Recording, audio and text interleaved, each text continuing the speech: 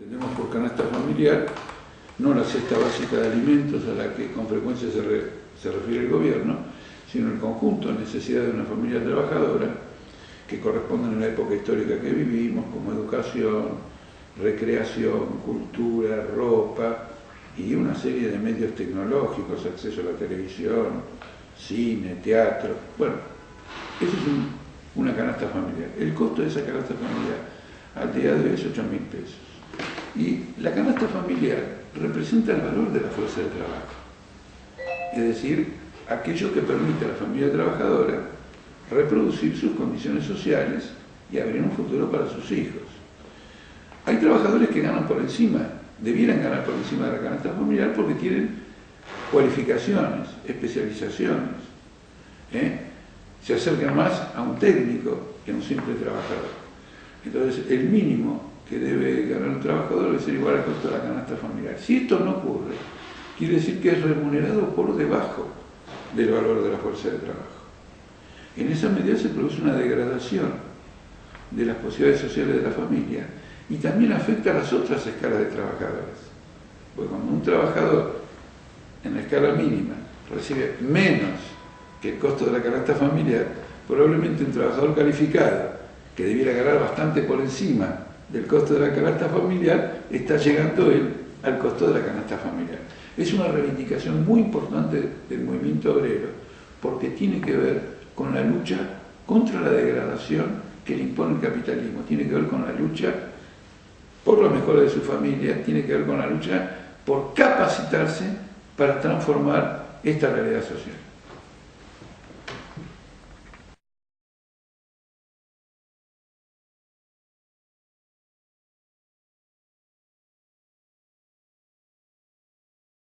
El salario de los trabajadores no genera nunca inflación, porque es claro para cualquiera que un aumento salarial, desde el punto de vista de la economía, desde el punto de vista de la producción, puede ser resuelto con un avance de la tecnología que se revoluciona en forma constante y por lo tanto con un tiempo de trabajo menor producir una cantidad de mercancías mayores.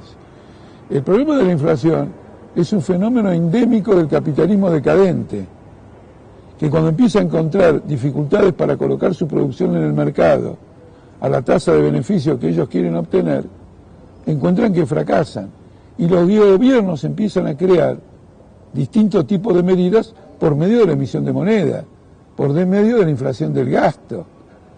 Acá no se pueden discutir los problemas aisladamente. No ha habido inflación durante un siglo y medio o más del capitalismo y de golpe entramos en un proceso a partir de los años 20 o de los años 10 del siglo pasado, en un proceso de constante inflación. Entonces no son los salarios los que generan inflación. Lo que sí ocurre es que el capitalista busca bajar constantemente los salarios porque como trabaja con deuda y trabaja con inflación, se la quiere descargar a los trabajadores. Eso no lo podemos permitir. No lo podemos permitir. La respuesta a la crisis del capitalismo no puede ser agravar la miseria de los que son las víctimas del capitalismo. Hay que superar este sistema que está completamente agotado.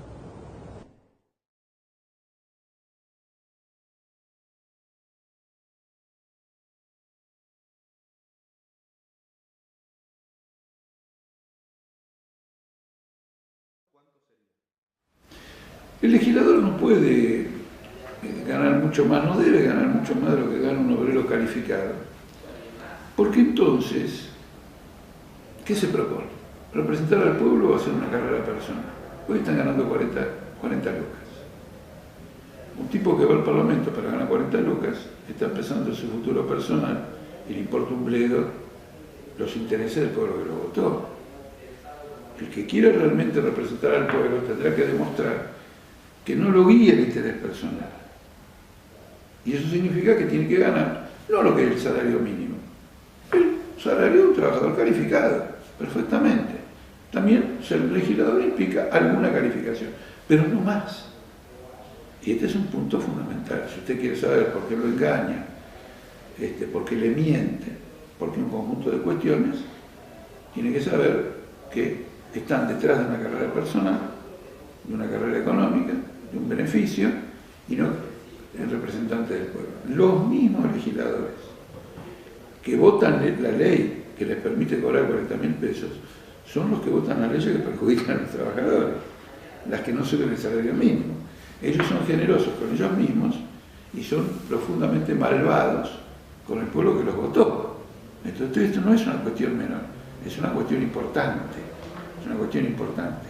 Por lo menos es una cuestión importante para denunciar que lo que se llama democracia y representación popular es un fenómeno del engaño. Nosotros, los de Frente de Izquierda, no nos prestamos a ningún engaño, luchamos por una representación popular, queremos que los gobernadores gestionen la vida social y económica de este país y por lo tanto nuestro salario será el de un trabajador docente, el de una vez, 20 el costo de la canasta familiar. Bueno, está establecido que sea el de un trabajador docente de acuerdo al convenio colectivo de trabajo de CETERA.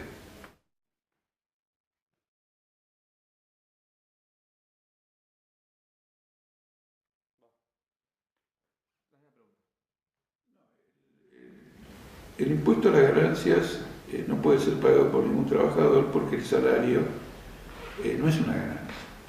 El salario es el precio de la fuerza de trabajo. Una ganancia es una cosa completamente diferente, la diferencia entre el precio y lo que cuesta producir un producto. Y por lo tanto solo los capitalistas tienen ganancias. Los que no son capitalistas no tienen ganancias, no deberían pagar ningún impuesto a las ganancias, porque al ser un precio, si pagan un impuesto, es como que le reducen el precio de lo que está entregando, que es su esfuerzo laboral. Ahora, el impuesto al salario o el impuesto a la cuarta categoría de ganancias no es el único impuesto que paga el trabajador. El trabajador paga 21% de IVA. Cuando va a un supermercado a comprar, ¿no? 21% del precio de lo que compra es un impuesto, no es el costo de producción de ese producto. Y si consideramos que el impuesto al salario es de un 8 o 10% promedio y el IVA es el 21%, ya tenemos el 31%. Ahora el trabajador también pone 11% para su propia jubilación. Y teniendo en cuenta que es un salario diferido, lo tendría que poner la parte patronal. No lo puede poner el propio trabajador. Así que tenemos 11 más 21 son 32, más un promedio de 10 son 42. Ahora hay otros impuestos que gravan el consumo, por ejemplo ingresos brutos. Hay otros también que gravan ese consumo. Por ejemplo el inmobiliario, una vivienda única, que no es, digamos, algo de acumulación inmobiliaria, sino que es estrictamente para vivir. Si nosotros juntamos todo eso, llegamos a la conclusión de que por arriba del 50% es lo que el Estado grava a los trabajadores. Impresionante, porque los capitalistas simplemente pagan un 35% de ganancias y la importancia de los impuestos al consumo es menor, dado que el impacto sobre su salario es completamente... El salario de un capitalista es tan grande que el impacto de un impuesto al consumo es absolutamente menor. Casi el 52% del salario de un trabajador se lo lleva el Estado. ¿Para qué? Para pagar la deuda externa, para pagar a sectores subsidiados de empresarios o concesionarios, un verdadero atropello, una verdadera confiscación.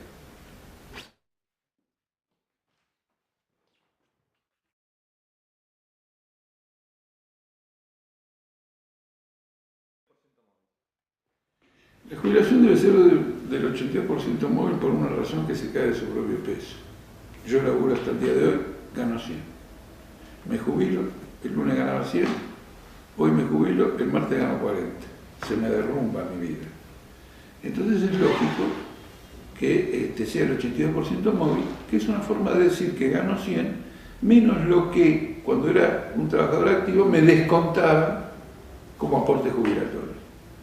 Entonces, digamos, un aspecto fundamental. El otro aspecto fundamental es que el que se jubila aportó durante toda su vida de trabajo para poder conquistar este 82% móvil. El 82% móvil o la jubilación es un salario diferido. Lo que el trabajador tendría que haber cobrado durante su vida activa, lo difirió para poder cobrarlo en su vida pasiva. Si no recibe el 82% móvil, quiere decir que la parte patronal se quedó con una parte del salario que precisamente no se cobró y fue postergado para asegurar luego la vida del trabajador con posterioridad al cese de su vida laboral. Entonces es un asunto extremadamente serio, porque pagarle a un trabajador 40 o 35% de lo que ganó o de lo que ganaba al momento en que se jubiló equivale a una confiscación de los salarios que no se cobraron precisamente para que su acumulación y su capitalización sirvieran para pagar el 82% más.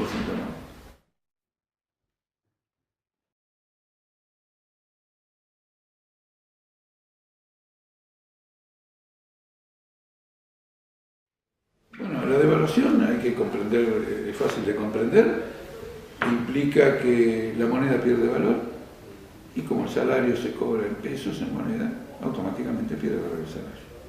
Entonces el trabajador está en contra de la devaluación.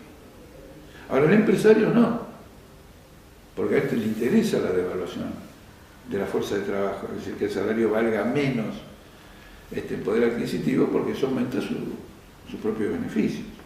En este momento, la crisis del gobierno en materia económica, una gran salida de capitales, una inflación que hoy seguramente ya del 30% anual, hace que los capitalistas pidan que se devalúe la moneda, porque si se devalúa, obtienen por cada dólar que exportan más pesos que antes. Antes por cada dólar obtenían 10, se devaluó la moneda, por cada dólar obtienen 20. Fantástico.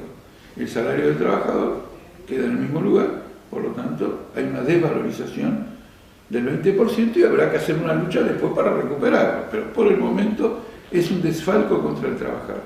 E incluso beneficia también al importador, porque al devaluarse la moneda, cada dólar que entra, en lugar de ser 10 son 20, y entonces el que trabaja para el mercado interno tiene mayores facilidades para competir con la importación. Todos los sectores en este momento, el gobierno nacional y todos los sectores de la oposición, especialmente el centro izquierda de Pino Solana, Carrió, Donda, Tumini y Terraño, son partidarios de una devaluación. Creen que esa es la salida al desequilibrio económico que hay en el país. Todos. Y el gobierno no solo está devaluando el peso oficial a un ritmo mayor al de la inflación, sino que además ha creado el SEDIN, que es otra moneda paralela al peso, que hoy se compra y se vende alrededor de 8 pesos. Como el tipo de cambio oficial es 5,45 y el CDI se cobra 8, eso implica una devaluación monetaria del 80%, del 35%. Brutal. Todo el mundo trabaja por la devaluación. El Partido Obrero y el Frente de Izquierda se oponen y consideran que los problemas económicos del país no se resuelven mediante desfalcos monetarios, sino mediante una reorganización de la industria, una reorganización de la producción que elimine los despilfarros de la producción en Argentina.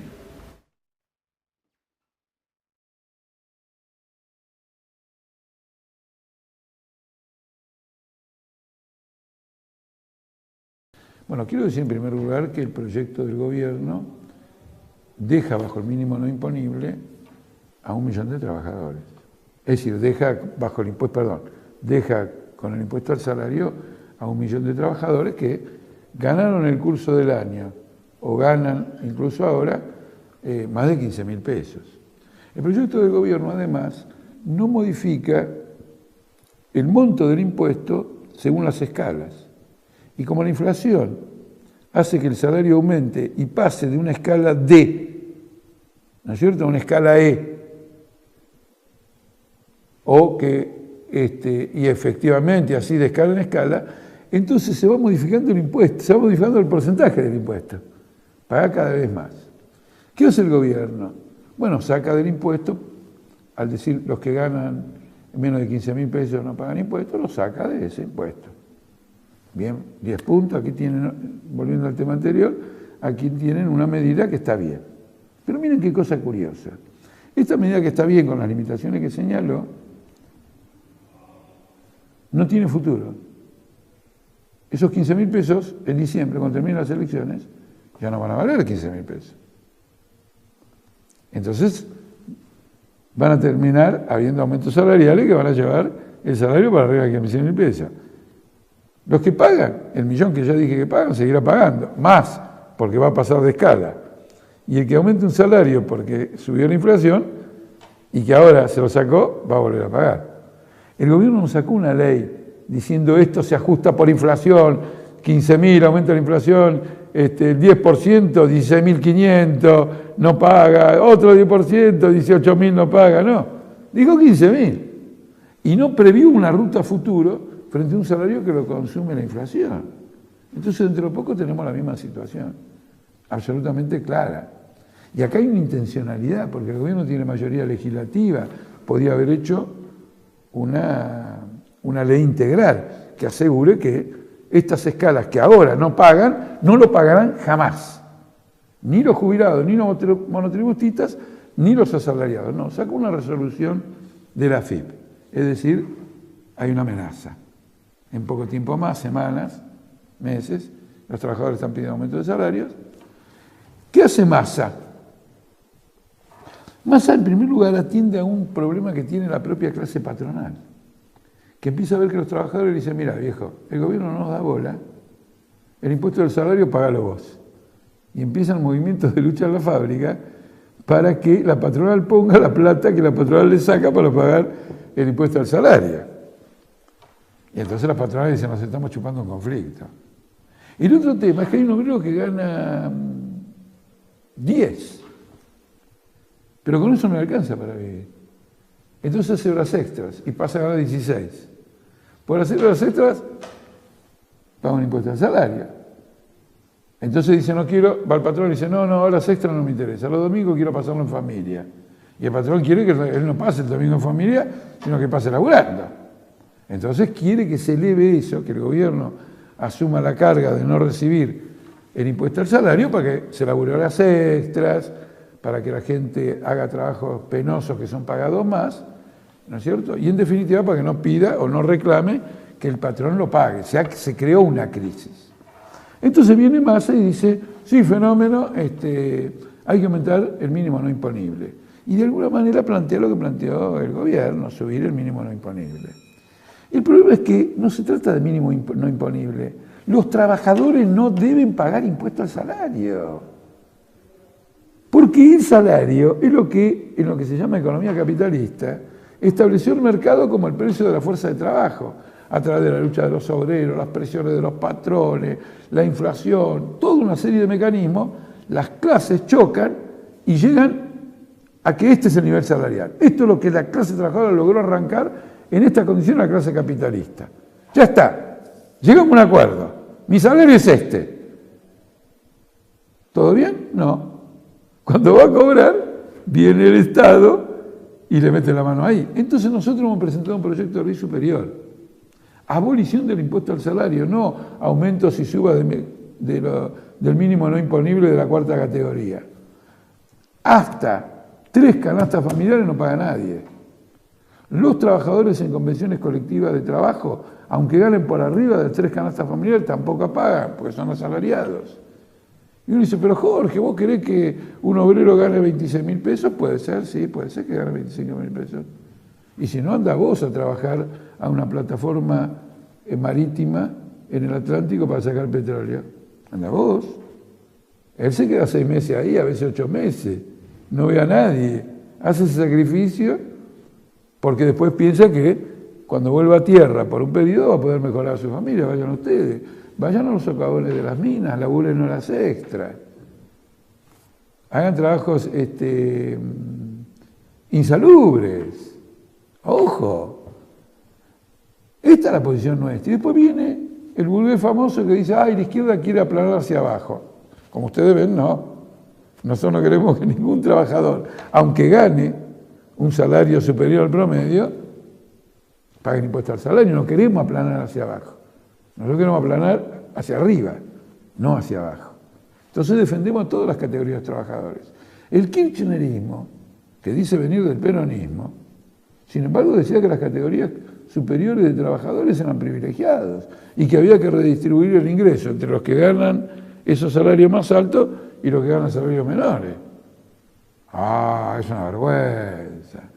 No le meten la mano a los bancos, no le meten la mano a lo de la deuda externa, no le meten la mano a nadie, cuando un tipo por calificación, por sacrificio, por trabajo extenuante, por insalubridad, está ganando mal, ¿le quieren meter un impuesto para sacárselo? No. Para terminar, hay otro impuesto al salario, fuera de este. Este es un impuesto directo al salario. El otro es el IVA. Es un impuesto indirecto al salario. Lo paga el trabajador cuando va al supermercado. No paga el producto, sino que en un 21% paga el impuesto. Ese impuesto va a los subsidios, al pago de la deuda externa, va a los capitalistas. Estamos en contra también de decir nosotros, en el Frente de Izquierda, en el Partido Obrero, planteamos la derogación de todos los impuestos al consumo por su condición de impuestos confiscatorios.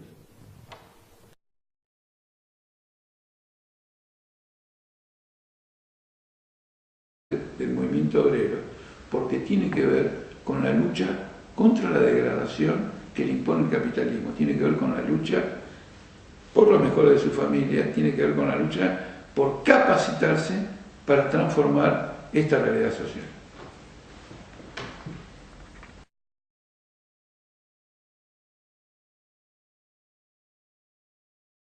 La televisión, cine, teatro, bueno, eso es una canasta familiar. El costo de esa canasta familiar al día de hoy es 8.000 pesos.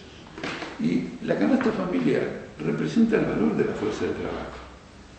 Es decir, aquello que permite a la familia trabajadora reproducir sus condiciones sociales y abrir un futuro para sus hijos.